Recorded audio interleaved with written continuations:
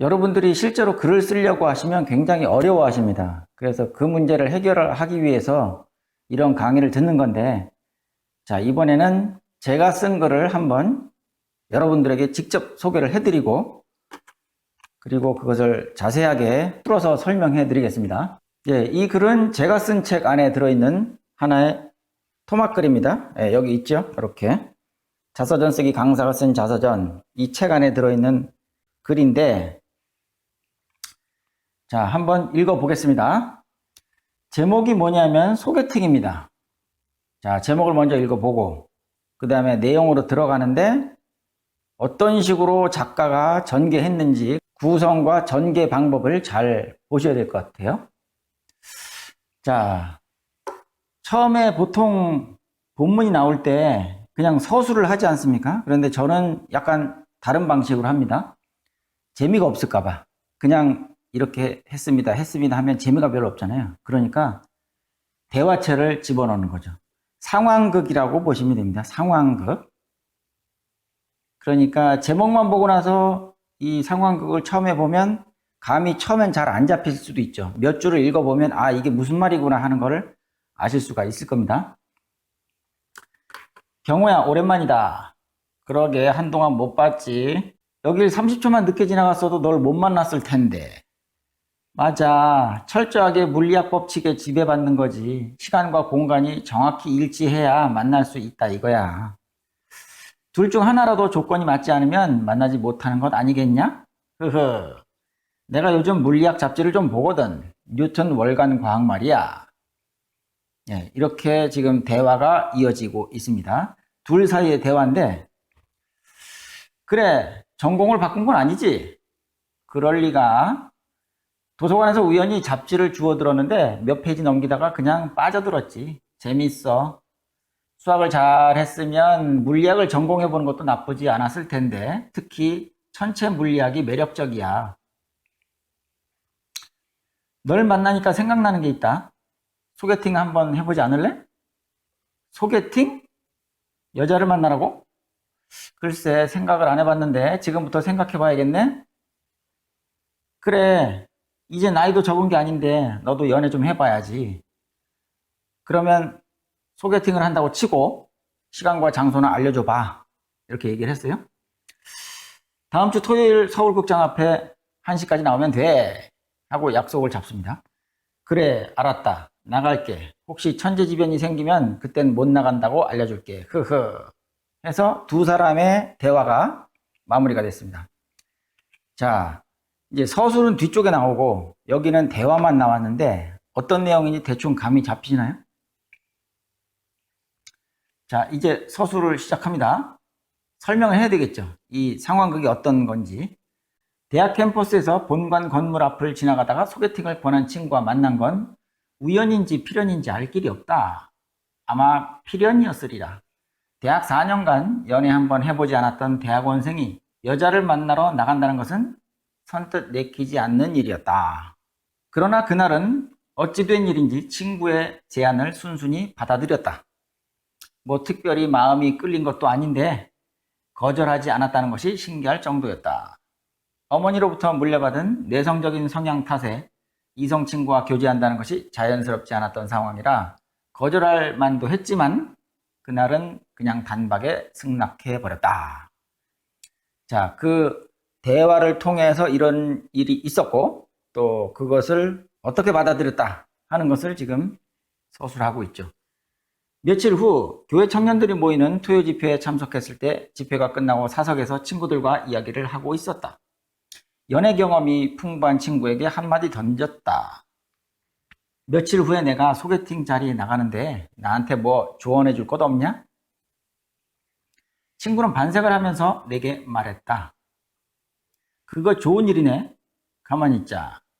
소개팅에 나가면 너는 너의 모습을 그냥 있는 대로 보여주기만 하면 돼. 꾸밈도 필요 없고 가식도 필요 없고 그냥 평상시 너의 모습 말이야. 다시 말해서 솔직해져야 한다는 거지. 알았지? 자, 둘 사이의 대화가 오고 갔죠. 나는 고개를 끄덕이며 알려줘서 고맙다는 인사를 했다. 그리고 또 다른 친구 몇 명에게도 비슷한 질문을 하고 몇 가지 조언을 들었다. 또 다른 친구 한 명은 소개팅 당일에 나를 데려다 주겠다고 했다. 그 친구는 오토바이를 즐겨 타던 친구여서 나를 오토바이 뒷자리에 태워 서울극장 앞까지 데려다 주었다. 이제 소개팅에 나가려고 하는 준비 과정을 설명했습니다. 오토바이에서 내린 후 처음 본 여자와 인사를 나누었다. 내 눈에는 좋아 보였다. 아니, 더 정확히 말하면 첫눈에 반했다고 할까? 평소에 내 성향대로 했더라면 쑥스러워서 대면했을 것이다. 말 한마디 똑부러지게 하기 어려웠을 텐데 이상한 현상이 벌어지고 있었다.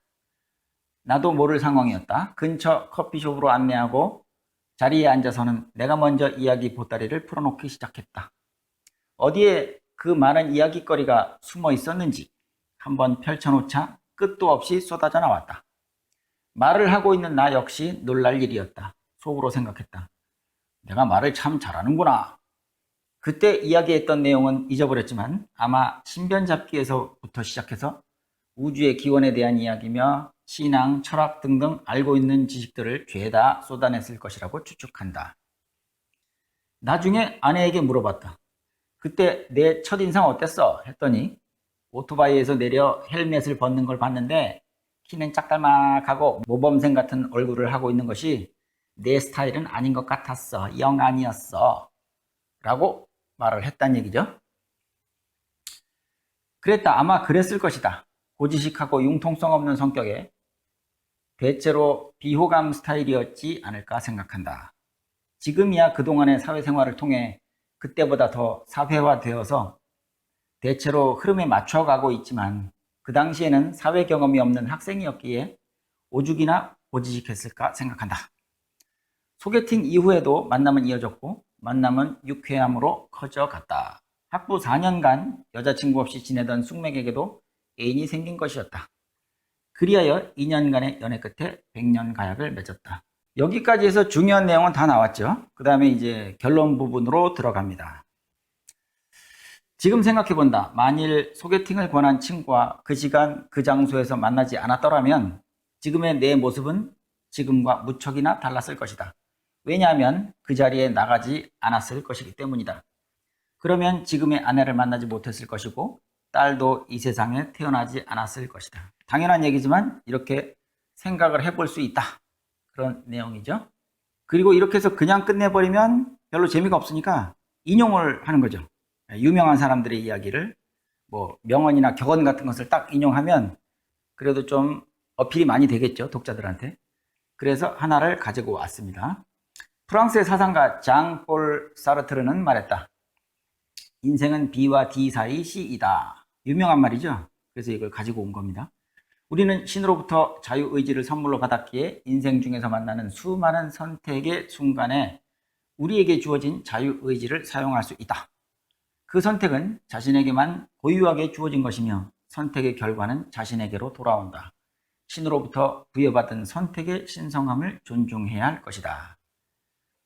자, 이렇게 해서 한 편의 글을 읽어봤습니다. 여러분들 뭐 어떻게 보셨는지 모르겠는데 이 남이 쓴 글을 읽을 때 어떻게 하셔야 되냐면 분석을 하시는 거예요. 처음에 서론을 어떻게 시작했는지, 도입부, 첫 문장을 어떻게 시작했는지, 전개를 어떻게 했는지, 또 결말은 어떻게 지었는지 그런 것들을 분석하면서 읽으실 필요가 있고 그것이 여러분 자신에게 적용이 돼야 됩니다. 적용이 안 되면 이건 그냥 남의 얘기로 끝나는 거죠. 한 문장 한 문장을 만들어 나갈 때 전체 맥락에서 벗어나지 않았나 그걸 항상 생각하시면서 글을 써야 된다는 거. 한 문장 한 문장도 중요하지만 전체 흐름과 역행하는 내용을 써서는 안 된다. 그것이 대원칙이라고 보시면 되겠습니다.